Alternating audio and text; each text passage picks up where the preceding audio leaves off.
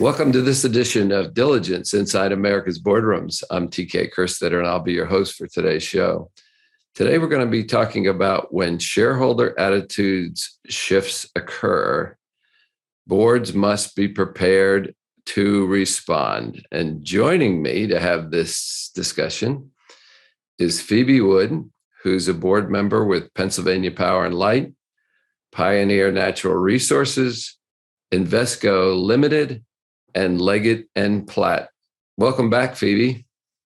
Thanks, TK. It's a pleasure to be with you again today. So this time we're going to talk about a topic that we haven't talked about a lot on the show, and that's when there are significant shifts in institutional shareholder attitudes and their voting patterns that have, you might say, almost forced companies and their boards to question and consider changes to their corporate direction and strategy.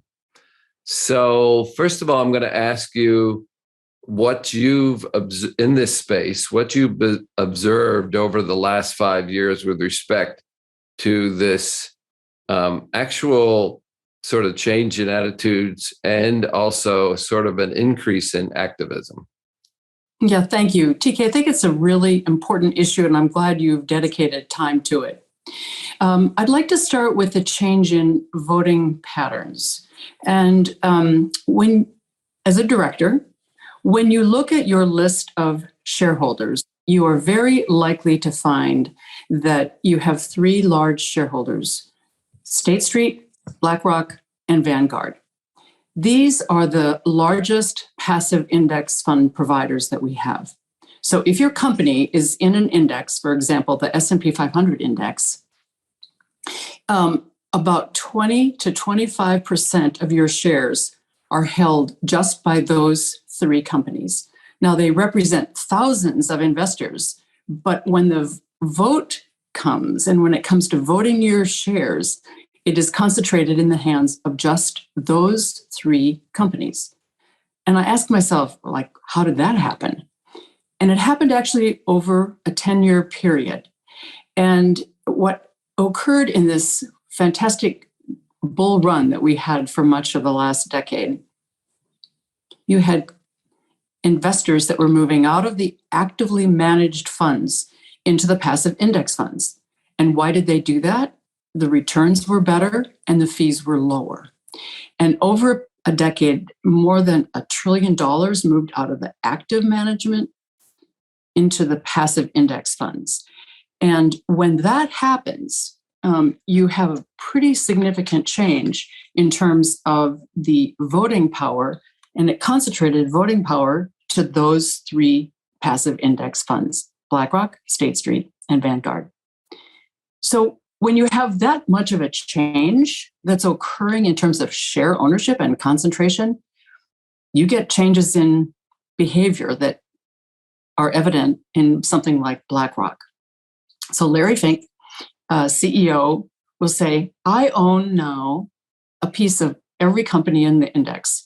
I probably own companies that I don't really like some of the things that they're doing. And how is it that I'm going to be providing feedback to them on what it is that I'd like them to change? Because I have no choice. They're in my index funds. I have to own them. And so they're using their voting power, these passive index funds, to take positions on things that matter to them. And we first saw it in compensation. We're seeing it in things like diversity. We're now seeing it on issues like climate change, ESG. So some of these are just advisory votes that are occurring, and they're making a statement.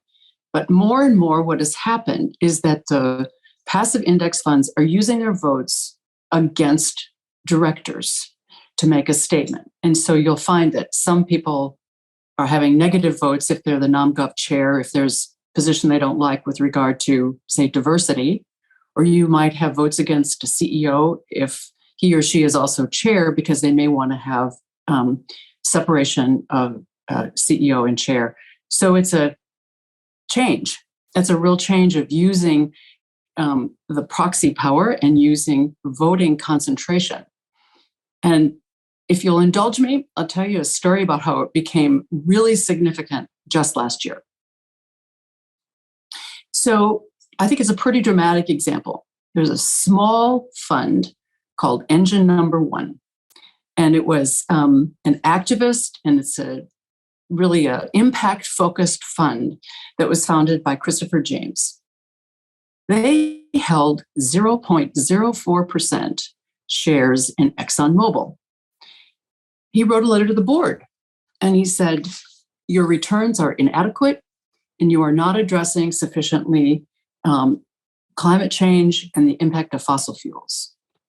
And he put forward a slate of 4 directors using proxy access, 4 directors that would bring energy expertise and a focus on clean energy strategy. Heated battle for who's going to actually win this in terms of director nominations. Well, what Engine Number One did is he was able to convince the index funds, State Street, BlackRock, and Vanguard, as well as institutional holders, that his directors were better than those put forward by ExxonMobil. And of his 4 candidates, 3 of them won. That is a seismic event when a 0.04% owner, an activist, can rally that together and really make a significant change. And so there's just a significant change that's occurred here in terms of power and influence. So I want to piggyback that because, in the old days, and it's really not that long ago, you could always count on the index funds to vote with management. Okay. It was almost an automatic, and that made it challenging for anybody that wanted to sort of challenge certain issues.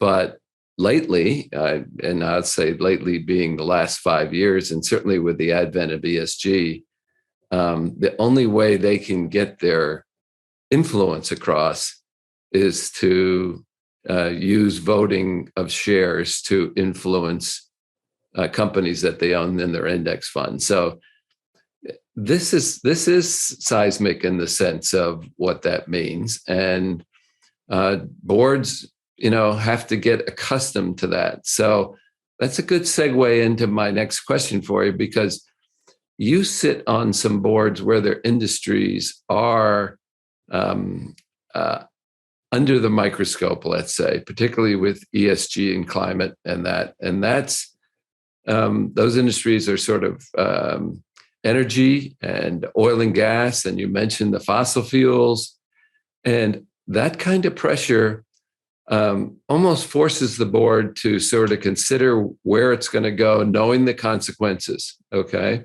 So talk a little bit about these challenges and how a board sort of has to respond to that when these external forces are forcing them to look at their strategy. Yes, I think it's a very significant and quite important. When it comes into the boardroom and when it comes into the company through the boardroom, which is how it's coming in now, I think you have to take a look at how you're going to respond as a director. So I'm going to speak to directors here.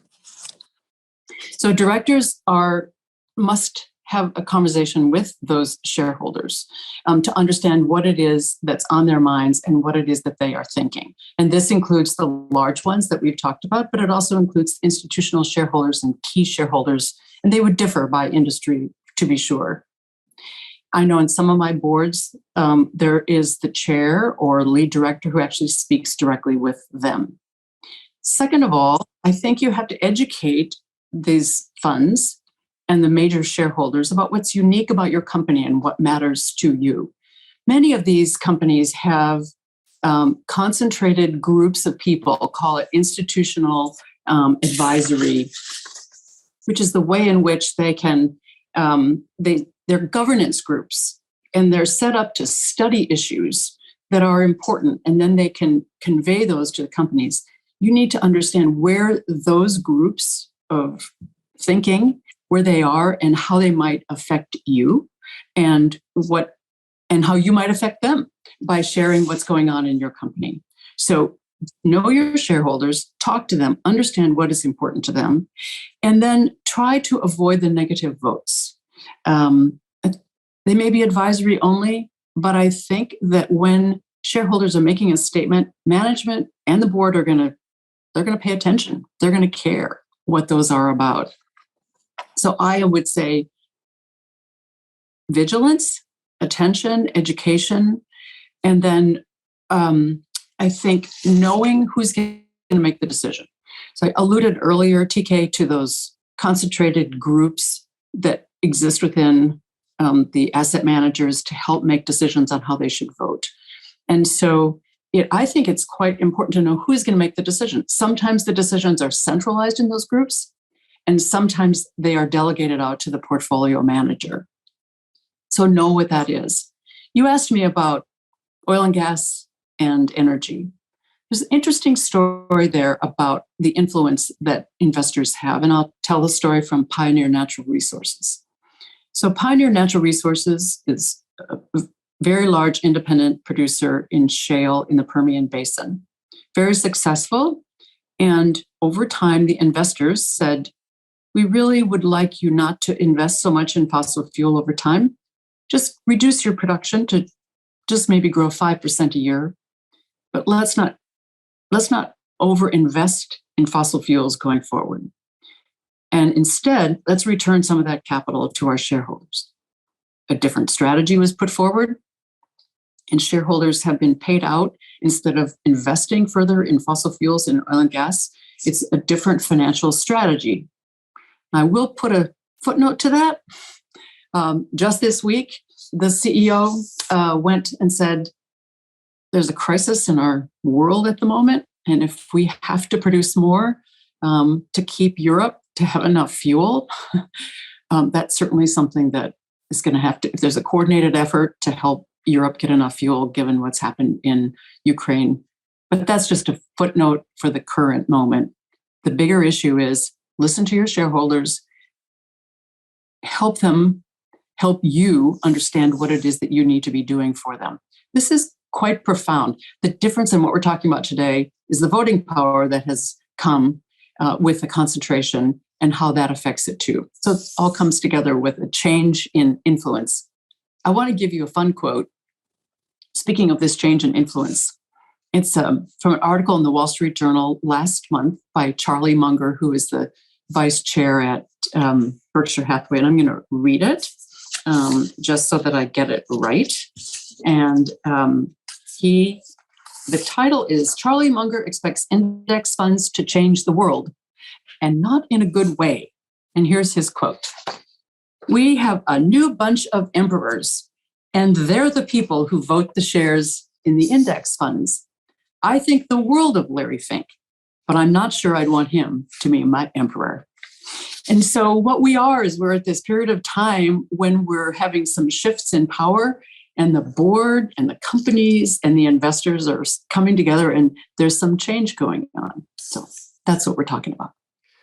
So all good points, particularly in the concentration of power. And if you add the proxy advisors, which used to be in this position as the lead dogs, the ISS and Glass Lewis, and they can own anywhere from 10 to 20% as well. When they're all focused on the same issue, you can best believe that there's going to be pressure on your directors if they choose to vote against them or withhold votes. The other thing I want to mention is a lot of times companies will reach out to BlackRock, Vanguard, even ISS, and ask to meet with them. Sometimes these organizations won't meet with you, okay? Because they have so many companies to visit. And if they don't see your company as an issue, they may not take that engagement. You should feel happy about that, okay? And because that means that they feel that it's not worth the time to do that. But always reach out, always give them the opportunity to do that. And that's a feather in your cap if you reach out and they sort of say, all's good, we're moving on to the next one. Yeah, I wholeheartedly agree with your comment there, and add this, that as a director, I always recommend that they outreach every year Even if the ISS Glass Lewis or the three large passive index funds don't respond to you, don't have a meeting with you, they have a record that you have done the outreach. You've attempted to talk to them about what it is that's important in your company. So that's actually quite critical. Many companies are very sensitive to their ratings from ISS and Glass Lewis. Others are not. I think it's actually quite critical to be very current on what it is that's happening there, especially in the world with the regulatory changes at the SEC. And so there's much more proxy access being allowed. And I think they're also, I'm certainly expecting the SEC to require more disclosure that's coming. Just last week, BlackRock issued its annual, here's what we'd like to hear from you. And so this is so fast moving. I mean, we talked about this conversation before BlackRock, issued its annual guidance. And it is very real. They expect record number of climate-related and social proposals in today's proxy statement. What's interesting to me is that they seem to be concentrated in the S&P 500. It hasn't really gone down to all publicly traded companies yet. It's much more concentrated in the large companies.